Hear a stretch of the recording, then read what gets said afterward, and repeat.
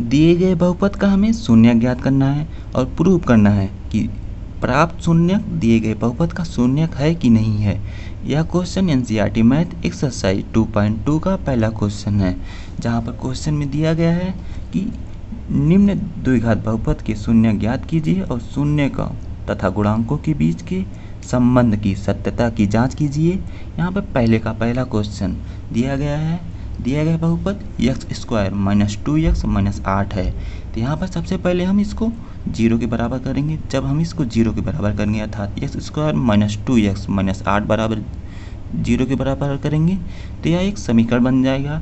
अब यहाँ से हम सबसे पहले इस दिए गए समीकरण का गुणनखंड करेंगे। तो गुणनखंड करने के लिए सबसे पहले हम यहाँ पर x² के मल्टीप्लाई और -8 का सबसे पहले हम मल्टीप्लाई करेंगे। तो यहाँ पर -1 x² का मल्टीप्लाई 1 है और -8 का मल्टीप्लाई -8 होगा। अब हम -8 को ऐसी दो संख्याओं में तोड़ेंगे जिसे जोड़ने या घटाने पर हमें -2x प्राप्त हो। तो यहाँ पर -8 का गुणनखंड करेंगे तो हमें 1 × 2 × 2 × 2 प्राप्त होगा। हमें अब हम यदि इसे 2 का मल्टीप्लाई कर दें 4 होगा, 4 में से 2 घटाएंगे तो हमें 2 प्राप्त होगा।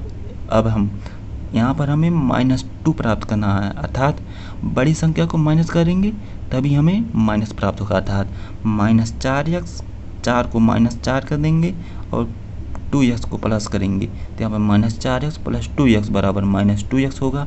अब समीकरण में सॉल्व करेंगे तो यहाँ पर x² को ऐसे लिखेंगे और -2x को अब हम -4x + 2x लिखेंगे। अब जब इसे जोड़ेंगे तो हमें -2x ही प्राप्त होगा और -8 को ऐसे ही लिख देंगे। अब x² - 4x इन दोनों टर्म में x कॉमन हो रहा था। यदि हम x को बाहर करेंगे तो यहाँ पर x² में x बचेगा और -4x में -4 बचेगा। अब इसी तरह से अब 2x - 8 बच रहा है। अब यहाँ पर 2x - 8 इन दोनों टर्म में 2 कॉमन हो रहा था। जब 2 को बाहर करेंगे तो यहाँ 2x में ब्रैकेट के अंदर x बचेगा और -8 में -4 बचेगा। अब इसी तरह से आगे इन दोनों टर्म में x - 4 दोनों में कॉमन हो रहा है। जब x - 4 को बाहर करेंगे तो यहाँ पर x बचेगा। यहाँ पर जब x - 4 को बाहर करेंगे तो यहाँ पर x बचेगा तो ये x लिख देंगे और यहाँ से x - 4 को बाहर करने पे +2 बच रहा अर्थात x + 2 कर देंगे। यहाँ से हम x - 4 × x + 2 बराबर 0 प्राप्त हुआ। अब यहाँ से यदि x - 4 बराबर 0 करें तो यहाँ से x - 4 बराबर 0 होगा। तो 4 को जब इस साइड करेंगे तो x बराबर 4 प्राप्त होगा, अर्थात इसे हम अल्फ़ा कहेंगे। अल्फ़ा बराबर 4, इसे अल्फ़ा भी कहेंगे तो अल्फ़ा बराबर 4, अर्थात यह इस बहुपद का यह पहला शून्यक 4 प्राप्त हुआ। अब इसी तरह से जब x + 2 को 0 के बराबर करेंगे तो यहाँ पे x + 2 बराबर 0 लिखेंगे और जब 2 को दूसरी साइड लेके जाएंगे तो यहाँ प्लस है तो यहाँ माइनस होगा, अर्थात x बराबर -2 प्राप्त हुआ। अर्थात यह दिए गए बहुपद का दूसरा शून्यक, अर्थात इसे हम बीटा लिखेंगे। बीटा बराबर -2, अर्थात अल्फ़ा और बीटा ये दिए गए बहुपद के दो शून्यक हैं, अर्थात -4 और -2 ये दोनों शून्यक हैं। अब हमें प्रूव करना है कि जो हमें शून्यक प्राप्त हुआ था 4 और -2, जो हमें ये बहुपद का शून्यक प्राप्त हुआ है या इस बहुपद का शून्यक है कि नहीं। तो यहाँ पर प्रूव करने के लिए यहाँ पर शून्यकों का योग किया जाएगा। शून्यकों को योग का फार्मूला होता है अल्फ़ा + बीटा बराबर -b/a, -b और ये ax² + bx + c, या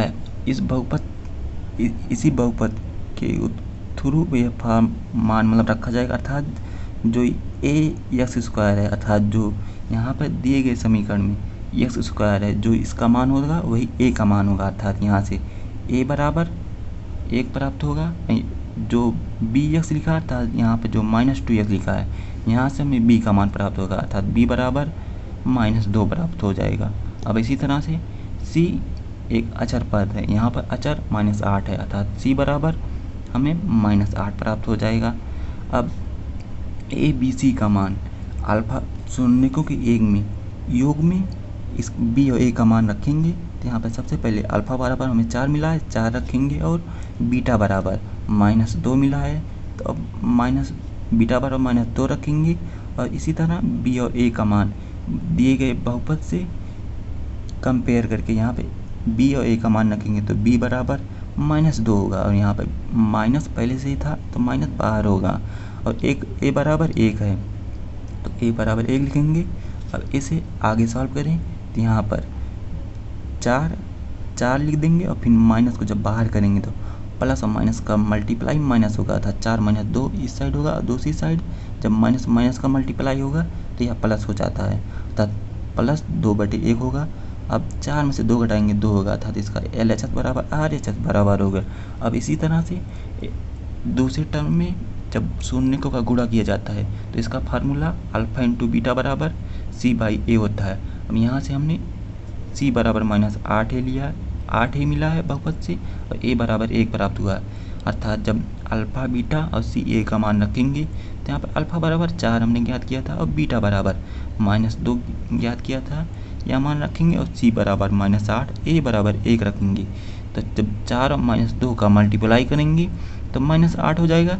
अब -8 में जब 1 से भाग देंगे तो -8 हो जाएगा अर्थात इसका भी शून्यकों का मल्टीप्लाई भी LHS बराबर RHS बराबर हुआ। यहाँ से हम प्रूव होता है जो हमने शून्य ज्ञात किया है या दिए गए बहुपद का शून्यक है अर्थात दिए गए बहुपद का शून्यक 4 और -2 यह प्राप्त हुआ।